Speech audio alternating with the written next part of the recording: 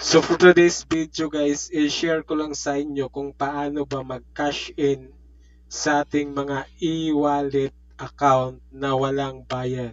So usually kasi yung mga e-wallet natin may limit po tayo. Halimbawa sa GCash, every month, may limit po siya ng 8,000. Kung lalagpas ka na doon, may 2% na cash in fees ka na. At sa iba din, ganun din may mga limit po, magka-cash in ka. Paano ba to maging libre lahat ng cash in natin? So kung may GCash account ka na verified, punta ka sa GSave or Save Money. Pindutin mo yan. Ito yung mga bangko na partner ni GCash.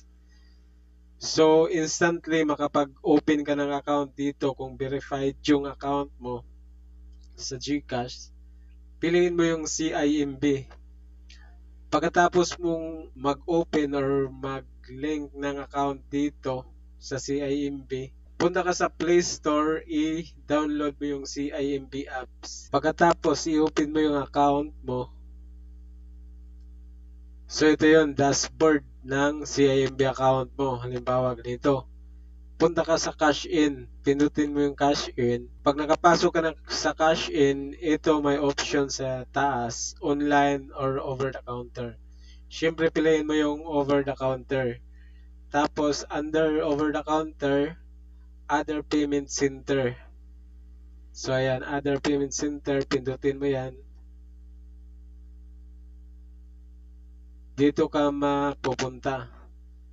So ito yung mga over the counter na pwede kang mag-cash in ni CIMB. So prepared ko dito at palagi kong ginagamit is yung Palawan at saka Imlolier.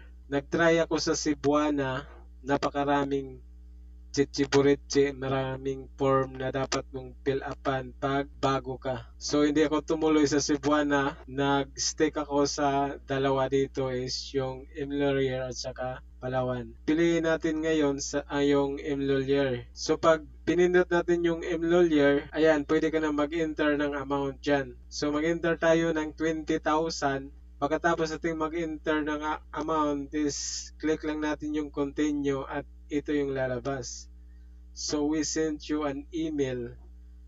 So kung anong naka-registered ng email sa account mo is mag-send sila ng link doon. So i-open mo yon at kung instant na makikita mo yung instruction, pindutin mo tong payment instructions sa baba. So ito yung lalabas. So ito yung mga i-fill up mo sa form sa Imlolier. So ito yung sample sa pag-fill up mo ng form sa Imlolier. So lagay mo dito DragonPay, tapos pangalan mo, tapos yung reference account number dito sa account number mo ilagay. Tapos yung phone number mo, tapos cash in GSave ang ilagay mo dyan sa other details. Tapos yung amount 20,000. So pagkatapos yan i-process ni Tiller sa Imlolier, ito yung ibibigay sa'yo. So hindi to tugma dito dahil ito yung sample na binigay natin pero ibang reference number to. So ayan, ito yung ibibigay nila at take note lang, ikikip mo to hanggat hindi mo nakikita na pumasok na yung pera sa CIMB account mo. Pero sa akin wala namang naging problema, instantly papasok talaga siya instantly.